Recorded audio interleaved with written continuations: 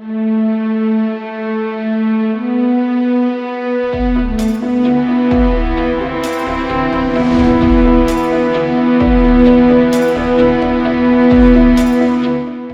Sir. இப்போ எல்லாருக்கும் ஒரு கேள்வி இருக்கும். டிஎன்பிஎஸ்சிங்கிறது வந்து ஒரு கிளரிக்கல் லெவலுக்குள்ள போஸ்ட்ன்னு சொல்லி.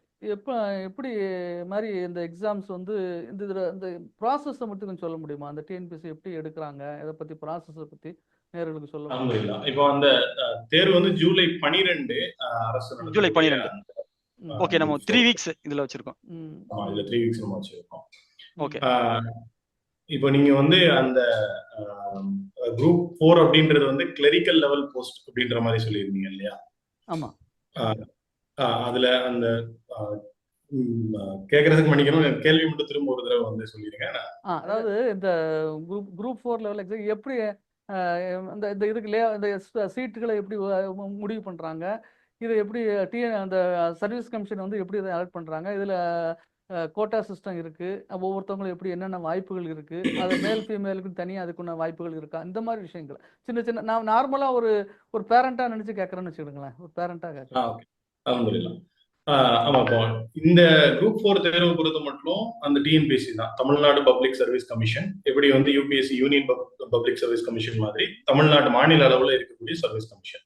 இது வந்து என்னன்னா ஆண்டுதோறும் அந்த வேலை வாய்ப்பு எவ்வளவு ஓபன் பொசிஷன் இருக்கு அப்படின்றத பொறுத்து பல்வேறு இதுல, இப்போ நீங்க கரெக்டா சொன்னீங்க, குரூப் 4 அப்படின்ற அந்த கேட்டகரி வந்து எஸ்எஸ்எல்சி தான் அதனுடைய educational eligibility. And age eligibility வந்து என்னன்னா 18 வயது பூர்த்தி அடைஞ்சிருக்கணும். இப்ப நான் 10 முடிச்சிட்டேன், 11 படிக்கிறேன், நான் எக்ஸாம் எழுதலாமா அப்படின்னா எனக்கு 18 வயசு ஆயிருந்தா மட்டும்தான் என்னால வந்து அப்பியர் ஆக முடியும். ஒரு சில இதுக்கு இப்ப விஏஓ இந்த மாதிரியான அந்த வேலை வாய்ப்பு இதுக்கு வந்து பார்த்தோம்னா, ஏன்னா அது வந்து கொஞ்சம் சமூகத்துல ஒரு நமக்கு எல்லா அரசு பதவிகளுமே பொறுப்புடைய பதவிகள். ஆனா சில இது வந்து என்னன்னா இப்போ 24 கிராஸ் ஆகணுமே அவங்க அவைலபிளா இருக்கிறது மாதிரியான இருக்கும். அப்போ வயது முதிர்ச்சியும் அந்த இடத்துல வந்து அரசாங்கம் கண்டிப்பா பார்க்கக்கூடியதா வந்து இருக்கு. அவங்க அது வந்து 21 வயது வந்து பூர்த்தி அடைஞ்சிருந்தால் மட்டும்தான் இந்த விஏஓ இந்த மாதிரியான போஸ்டிங் வந்து போகிறதுக்காக இருக்கும். இப்ப இதுல வந்து அடுத்து நமக்கான அந்த பங்கீடு எப்படி இருக்கும் அப்படின்னா, முதல்ல அந்த கவர்மெண்ட் கொடுக்கக்கூடிய எவ்வளவு ஓபன் பொசிஷன் இருக்கு அப்படின்றத பொறுத்து பப்ளிக் சர்வீஸ் கமிஷன் வந்து கால்ஃபார் வந்து என்னன்னா ஒரு செய்தி வெளியீடு, அது இல்ல அவங்களுடைய வலைதளம் வழியாக வந்து இந்த செய்தியை வந்து வெளியில கொண்டு போவாங்க. அதை வந்து என்னன்னா எவ்வளவு ஓபன் பொசிஷன் இருக்கு, அதனுடைய தேர்வு நாள், அதனோட விண்ணப்ப தேதி, இது எல்லாமே அறிவிப்பு பண்ணதுக்கு பின்னாடி அதுக்கப்புறம் தேர்வு நடக்கும். எழுத்து தேர்வு பெரும்பாலும் குரூப் 4 இதுக்கு வந்து எழுத்து தேர்வு மட்டும்தான் இருக்கும். இதுவே குரூப் 2, குரூப் 1 அந்த மாதிரியான தேர்வுகளுக்கு எழுத்து தேர்வுக்கு அப்புறம் நேர்முக தேர்வு அப்படின்றதும் இருக்கும். அதை பேஸ் பண்ணி தான் ஃபைனல் மெரிட் லிஸ்ட் வந்து வரும். ஆனா இந்த குரூப் 4 பொறுத்த மட்டும் எழுத்து தேர்வை வச்சு நமக்கு வந்து என்னன்னா மெரிட் லிஸ்ட் வந்து மோஸ்ட்லி வந்து வந்துடும். அதுக்கப்புறம் நடக்கக்கூடிய ஒரே ப்ராசஸ் வந்து சர்டிபிகேட் வெரிஃபிகேஷன் நடக்கும். நம்ம கொடுத்துருக்கக்கூடிய அப்ளை பண்ணும்போது என்னென்ன சர்டிபிகேட் கொடுத்துருக்கிறோமோ அதெல்லாம் உண்மைதானா, அதனுடைய அந்த வெரிஃபிகேஷன் மட்டும் நடக்கக்கூடியது. இது நார்மலா நம்ம இன்ஜினியரிங்க்கு கவுன்சிலிங் போறது மாதிரியாகவே இந்த இதுக்கும் வந்து என்னன்னா எக்ஸாம் முடிஞ்சு சர்டிபிகேட் வெரிஃபிகேஷனுக்கு கவுன்சிலிங் கால்ஃபார் பண்ற மாதிரி கால்ஃபார் பண்ணுவாங்க. அது முடிச்சதுக்கு பிற்பாடு வந்து என்னன்னா ஃபைனல் மெரிட் லிஸ்ட்டும் வந்து என்னன்னா இது பண்ணுவாங்க. அதுக்கப்புறம் ஒவ்வொரு துறை சார்ந்து அந்தந்த துறைக்கு வந்து எல்லாருக்குமே ஒரே நேரத்துல வந்து ஜாயினிங் லெட்டர் கொடுக்க மாட்டாங்க. அந்தந்த டிபார்ட்மெண்ட்டுக்கு தகுந்த மாதிரி வந்து முன்பின்னா வந்து என்னன்னா கொடுப்பாங்க.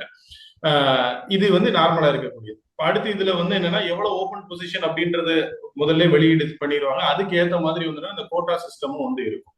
இது வந்து என்னன்னா அந்த வகுப்பு வாரி பிரதிநிதித்துவ அடிப்படையில வந்து அந்த ஜாதி வாரியா தமிழக அரசுல வந்து பின்பற்றக்கூடிய அவங்க, ஏன்னா எல்லா சமூகங்களுக்கும் அரசு பிரதிநிதித்துவம் கிடைக்கணும் அப்படின்ற அந்த சமூக நீதி கொள்கையின் அடிப்படையில வந்து வழங்கப்படக்கூடியது. அந்த அடிப்படையில முஸ்லிம்களுக்கும் இதுல வந்து பிசிஎம் அப்படின்ற அந்த கோட்டா வந்து உண்டு. அதே போல பெண்களுக்கும் பெண்களை முன்னேற்றணும் அப்படின்ற அந்த அடிப்படையிலையும் பெண்களுக்கான இது வந்து உண்டு. இன்னும் ஒரு சில இதுல வந்து எப்படின்னா ஆதரவற்ற விதவைகள் அப்படின்னு சொல்லி வந்து இருப்பாங்க. இப்போ வந்து கணவனை இழந்த கைப்பெண்களா இருக்கக்கூடிய அவங்களுக்கு எந்த விதமான வாய்ப்புமே இல்லாத அந்த நபர்கள் வந்து என்னன்னா, இப்ப நம்ம நார்மலா சாதி சான்றிதழ், வருமான சான்றிதழ் வாங்குற மாதிரி ஆதரவற்றோர் விதவை சான்றிதழ் அப்படின்னு வாங்குறதும் நம்ம அரசு அலுவலர்கள் மூலமாக நம்ம அதை வாங்கி வச்சுக்கிட்டாங்க அப்படின்னா அவங்களுக்கும் இந்த இதுல வந்து என்ன, இந்த கோட்டால அவங்களுக்கான அந்த சீட்டை வேற யாருமே ஃபில் பண்ண முடியாது. இந்த ஆதரவற்றோர் விதவைகளுக்கு மட்டும்தான். அவங்களுக்கு இன்னும் அரசாங்கம் அவங்களுடைய அந்த வாழ்வாதாரத்தை முன்னேற்றணும் அப்படின்ற அடிப்படையில இந்த எழுத்து தேர்வுல எல்லாருமே இருக்க கட் ஆஃபோட இவங்களுக்கு கம்மியா வந்து இருக்கும். ஏன்னா எழுத்து தேர்வை பொறுத்த மட்டும் இப்ப ஆண்களுக்கு வந்து லெட்ஸே ஒரு 180 கட் ஆஃபா இருக்குது விஏஓக்கு அப்படின்னா, பெண்களுக்கு அதை விட கொஞ்சம் கம்மியா வந்து இருக்கும். அதே மாதிரி வந்துன்னா இந்த ஆதரவற்றோர் விதைகளுக்கு, இவங்களுக்கு, அதே போல பிசிக்கலி சேலஞ்சு வந்து இருக்கக்கூடியவங்களுக்கு இந்த மாதிரியான அந்த கோட்டா சிஸ்டம் இதுவும் வந்து உண்டு. இதே ஒரு சில தேர்வுகள்லாம் வந்து என்னன்னா தட்டச்சு அது முடிச்சிருப்பாங்க. இந்த டைபிஸ்ட், ஸ்டெனோ டைபிஸ்ட் அந்த மாதிரி வந்து இருக்கும். இப்போ ஒரு ஆண்டு ஃபில் பண்ணக்கூடிய ஒரு லெட்ஸே 3500 ஓபன் பொசிஷன் இருக்கு.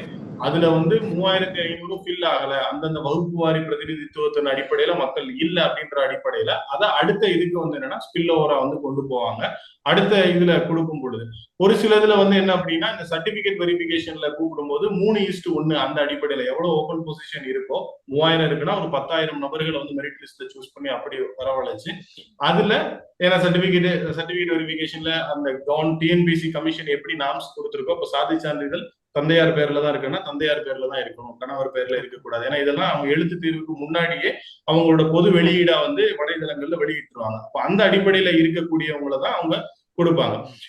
அந்த ஒரு சிலர் வந்து இன்னொன்னு என்ன நடக்கும் அப்படின்னா குரூப் 4 எழுதியிருக்கிற அதே காலகட்டத்திலே குரூப் 1 கிளியர் பண்ணியிருப்பாங்க. அப்ப இங்க கவுன்சிலிங் மெரிட் லிஸ்ட்ல வந்திருக்கும், பட் கவுன்சிலிங்ல வராம அவங்க வந்து என்ன அப்படின்னா அடுத்த குரூப் 1 அந்த மாதிரியான இதை தேர்ந்தெடுத்து போகும் பொழுது அந்த படிநிலையில அதுக்கு அடுத்து இருக்கக்கூடியவங்களை எப்படி நம்ம இன்ஜினியரிங் கவுன்சிலிங்ல வந்து முதல் கட்டம், 2வது கட்டம், 3வது கட்டம் அப்படி நடக்கிற மாதிரி இதோட ஓபன் பொசிஷனை பொறுத்து இங்கேயும் வந்து அது நடக்கக்கூடியதாக இருக்கும்.